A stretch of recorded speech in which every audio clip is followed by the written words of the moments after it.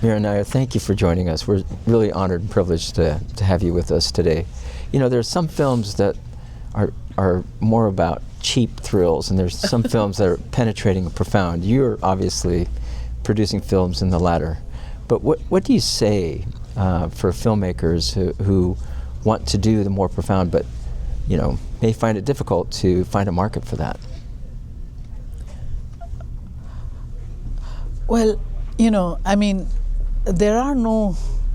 You always aspire for making films that have meaning, and you have something to say. So I don't see the world like that, like there are these films and then those films, But so firstly, I think to filmmakers that you have to learn the craft, but you have to also have something to say, have something unique and original that perhaps you can lend a light to that not many can, perhaps, make your distinctiveness your calling card, that I can make these things, but you can't, like I used to be told when I made films in documentaries about women outside propriety in our Indian society, I would enter those zones in a way that they would allow me to enter them, but you can't. A normal person, especially a male, cannot enter that zone. So I have that access, so use that access to really plumb the depths of that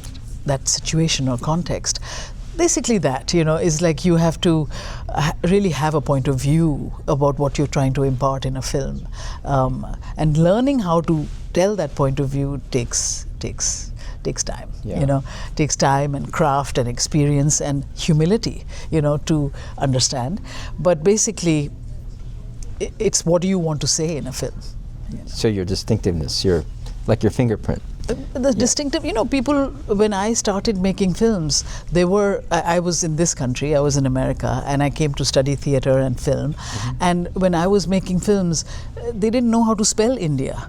They didn't know how to, they had no idea of that life, of the life I had come from, but also the life that was burgeoning around me in the States, but people did not see, So I wanted to tell the story that you would not ordinarily have to see, whether it be a story of a subway immigrant worker who works in a subway in a newsstand, or whether it be, I've told many, you have to, that's what attracted me, is like, I don't know this. I don't know a young Indian woman who has to deal with the winter in this country, and how does she dress for it, and what does she long for, Those are the stories in The Namesake, a film I made, So these are things that, I grew up with here, but I'd never seen on screen, and that, for me, that's a little bit of a litmus test. Well, that's what makes it profound as well.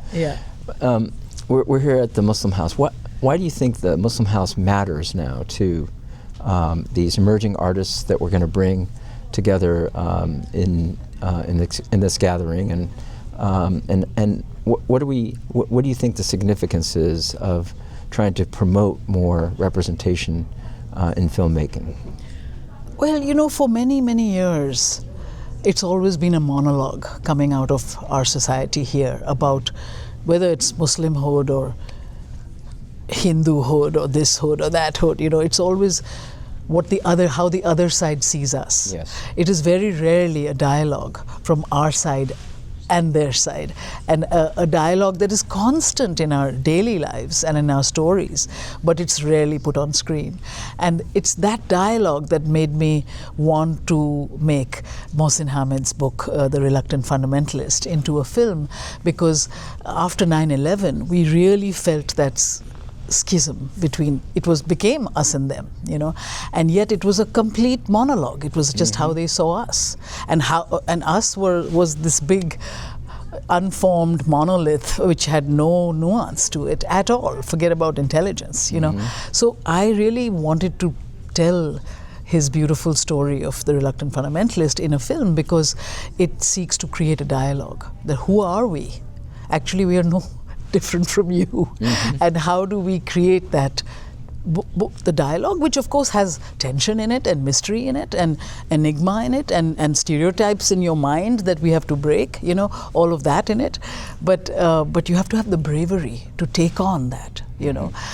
So anyway, I really believe that we have to, if we don't tell our own stories, no one else will tell them, you know. And therefore, I'm a big believer in other, you know, our voices being heard, but voices being heard with the same amount of sophistication and intelligence and panache, you know, and style than you know, not just a propaganda situation or you know, flag waving like, you know, we are Muslims and we are fine. No, that doesn't help anyone, you know. But to really introduce characters, you know, like now many of us are doing, but in the beginning it was very few, you know, who even had the chance to. You know, we have the line in America, e pluribus unum, from many we are one, which is supposed to talk about diversity and pluralism, yet there are many figures in society today that consider pluralism, diversity, multiculturalism as threats to our society. What do you say to them? Or do we even deal with them? Well, you know, I'm a child of pluralism. I'm a child of the syncretic Hindu-Muslim identity that we both shared in India and also suffered from with the partition. You know, India has always been, and where I've come from has always been reveling in multiplicity, whether it in art or in language or in music or in politics even, or in identity. And it's such a moment of real despair that pluralism is being attacked, not just in one society, but in several at the same time in the world, you know. So it is something that really makes me despair. But and also at the same time with the despair comes the fire to you know, act, you know, action, you know, no words, but action. And the action is in choosing our stories, but also how we are choosing them and how we are speaking to them. It's almost like coming from not quite the back door, but it's like surprising you. It's not just about two schematic people, this is a brown person, this is a white person.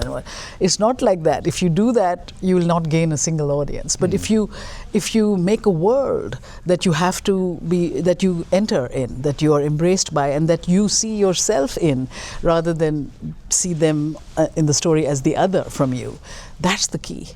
And I think I really believe that we are one. You know, I really believe that there's nothing that distinctive about us except our language and culture and whatever those things. But everyone has that. You know, it's just like how you choose to tell that and how you choose to make the commonality of that. I always believe that if the more local you are, the more universal you become in the storytelling. And I think, you know, it's been proven several times that it can work. You know, Well, you know, we say that art is truth enveloped in beauty, and you epitomize art. So thank you very much for joining us.